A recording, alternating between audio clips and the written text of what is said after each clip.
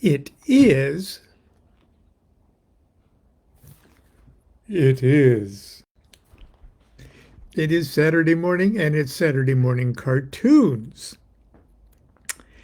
And I just saw a movie on Netflix called Bone Tomahawk. Okay. I made the mistake of viewing it just on my little laptop computer in bed. Okay.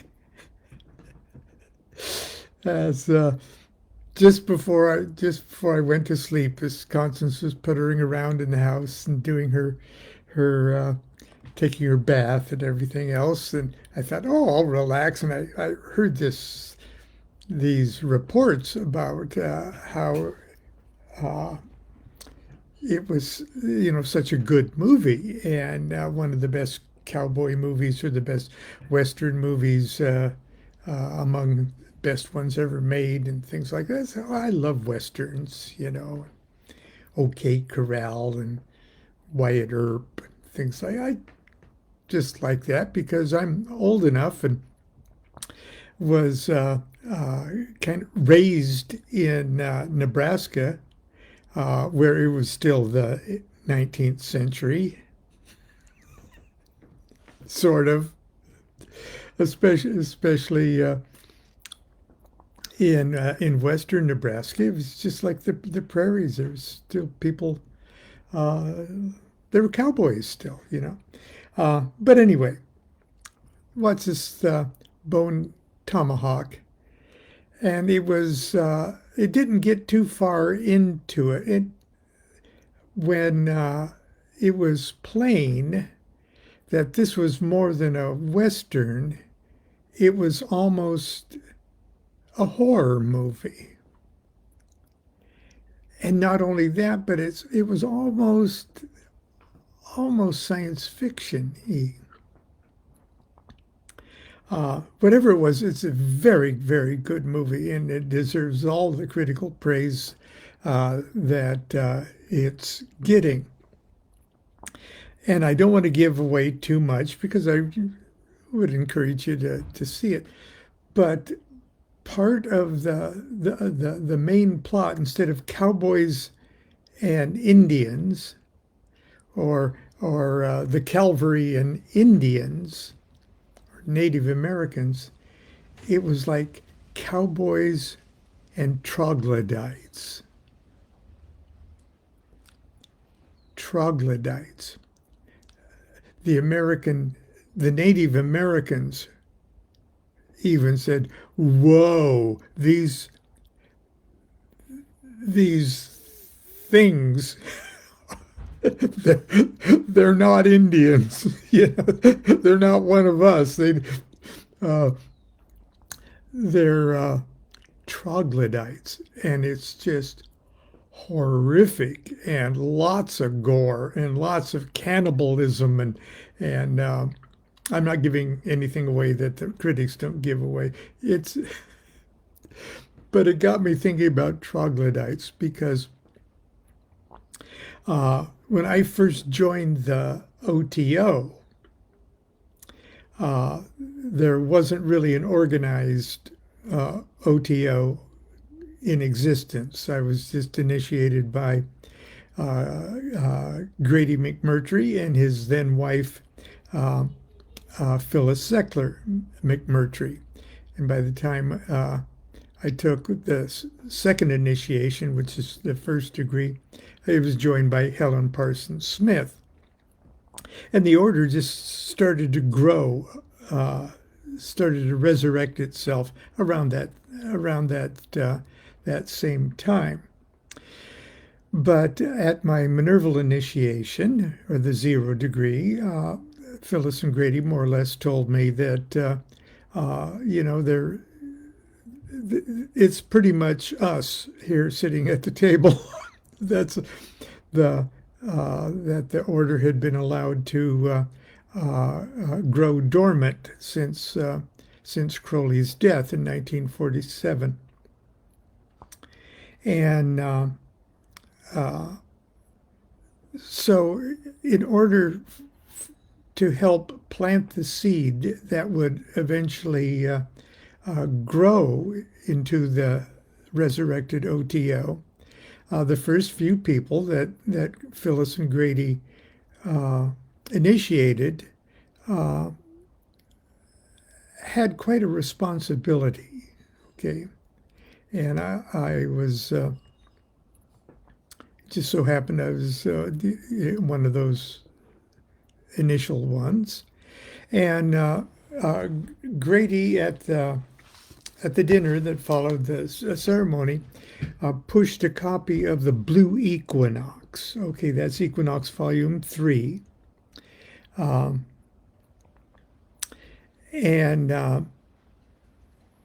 it had all of the O.T.O. official documents, sort of like what was going to be the fantasy O.T.O., the dream O.T.O. in Crowley's mind around 1919. And actually was published in Detroit with the help of Frater Akkad. But there were things like, and I'm going to, the Blue Equinox contained the concerning the law of Thelema, the manifesto of the O.T.O., an open letter to those who wish to join the order, an intimation with reference to the constitution of the order, and other material like that. Now, I didn't have a Blue Equinox. Hardly anybody did, but Grady pushed that Blue Equinox across the dinner table at me, and later when I talked to people who subsequently took their Minerval at that time, he did the same. He said, "This is your programming manual. This is the O.T.O. This is your programming." And so he didn't give me that rare copy of the Blue Equinox, but he did send me home from my Minerval with a stack of Xeroxes of the Constitution, or the intimation toward the Constitution, and the open letter to those who wish to join the order, and concerning the law, big chunks, the O.T.O. related stuff from the Blue Equinox. And I went home and I studied that. And I got to see almost immediately what Crowley's kind of dream was for the O.T.O. And like absolutely everything that Crowley writes, I was alternately breathtakingly inspired and disgustedly terrified at the same time, because that's how Crowley writes. He's very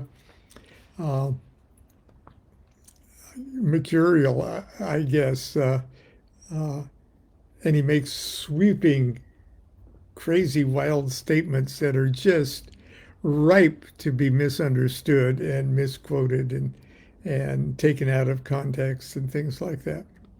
But anyway, in the one section, okay, in the open letter to those who wish to join the order, he had sort of the rights and privileges and duties assigned to O.T.O. Membership, I guess you'd say, and he had them divided in according to the 12 houses of the zodiac. And in the seventh house, which is like partnerships and things like that, he suggests that the O.T.O. members' spouses should be also members and things like that, and things that, to my mind, sounded uncomfortably like how modern cults would handle things. Cults that were headed by a charismatic leader, okay? And there's a certain amount of that going in Crowley's mind too, uh, around 1919, okay? But in the seventh house, uh, this is one little paragraph from that. Members of the order are to regard those without its pale as possessing no rights of any kind,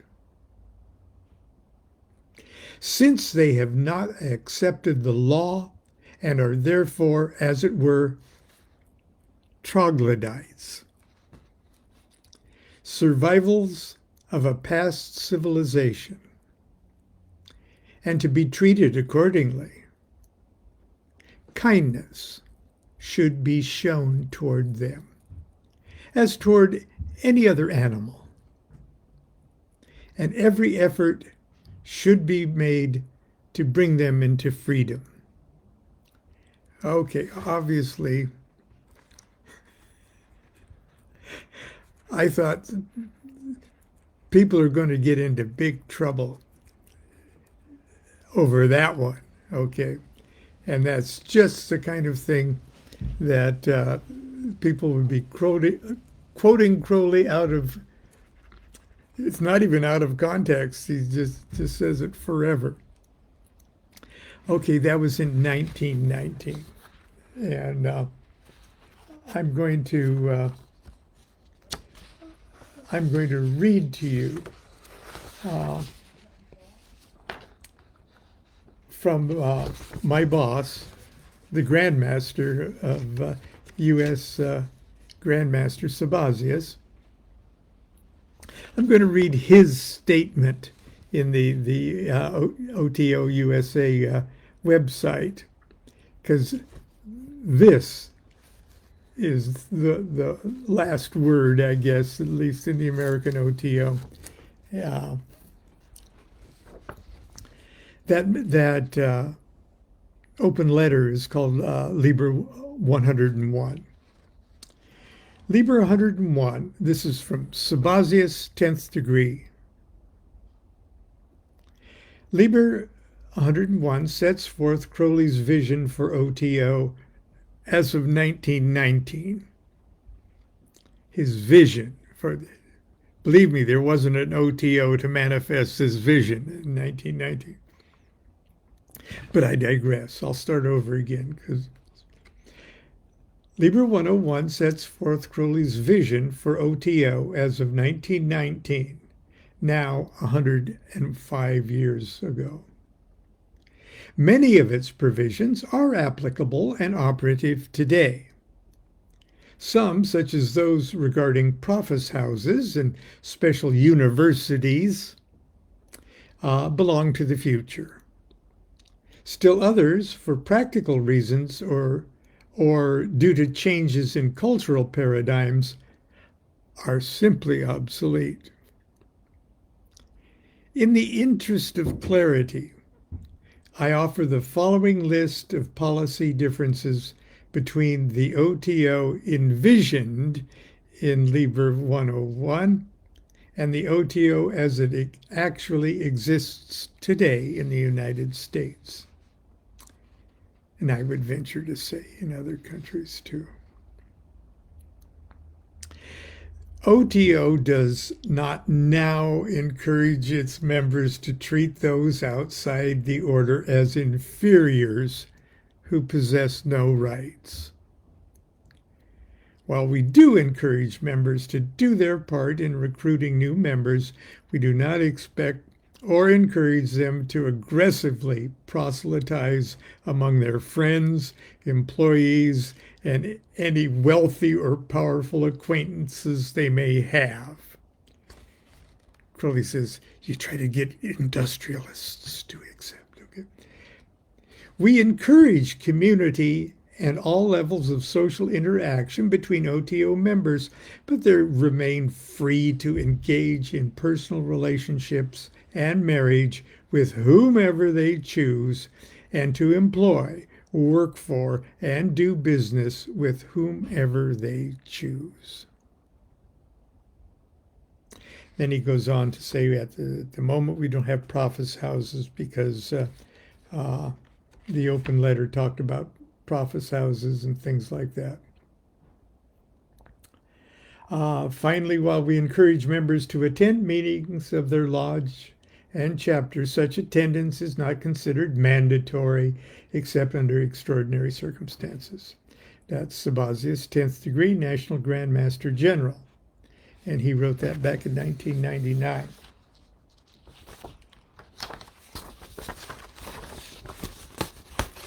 So, unless they have a bone tomahawk in their hands, don't be treating people like troglodytes. Here's what I had to say.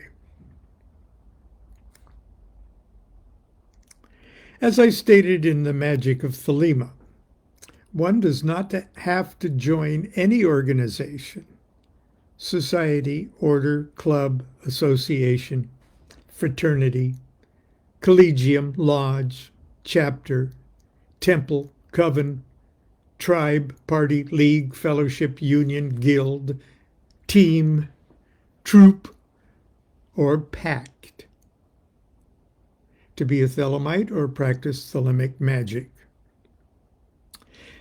That being said, I've received immeasurable personal and spiritual benefit from my O.T.O initiations and my nearly 50-year participation in her mysteries, especially the Gnostic Mass, and I might add, the degree ceremonies themselves, which I consider to be among Crowley's greatest magical works. It might not appear so at first, but wow, they are.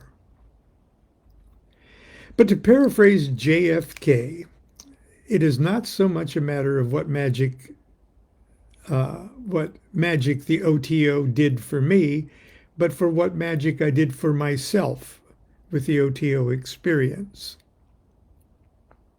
It's a big mistake to believe or expect any organization or the people in it to be perfect transmitters of illumination or hold a monopoly on truth.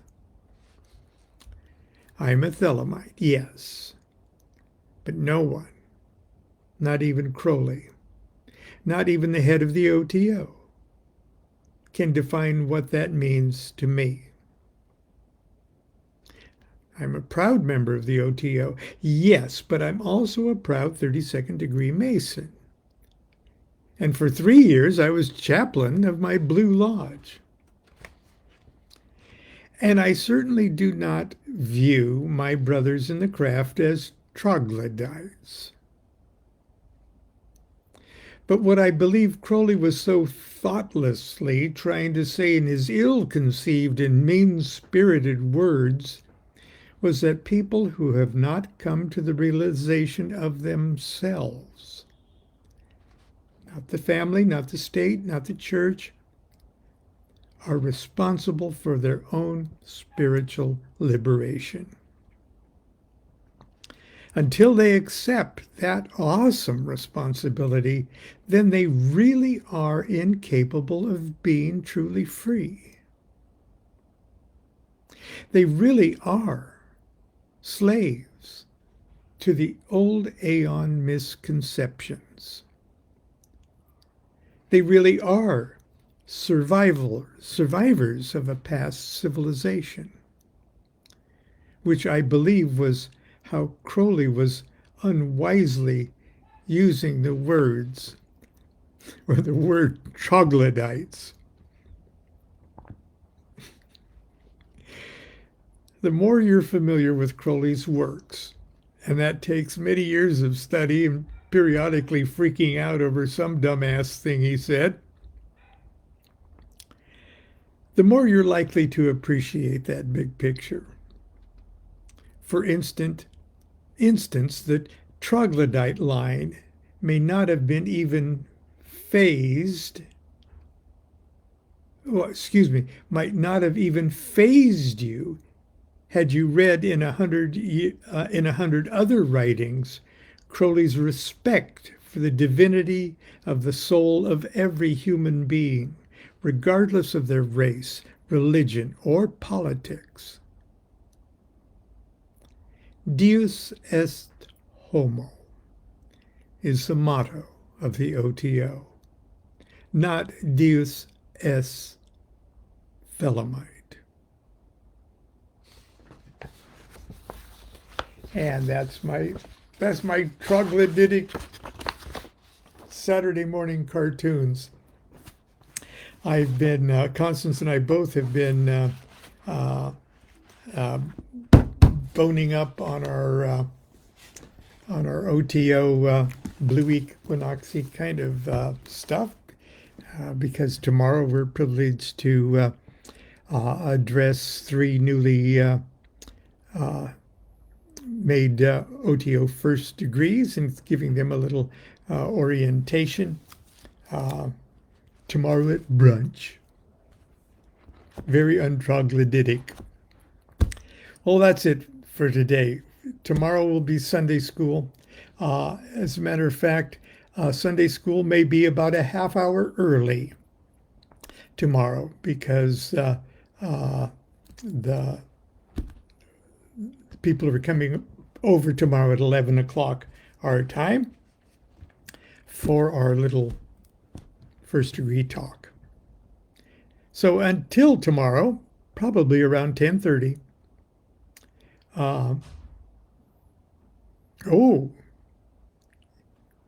Probably around 9:30 tomorrow our time. Continue to be good to yourself, be good to each other. Do what thou wilt shall be the whole of the law. Love is the law, love under will.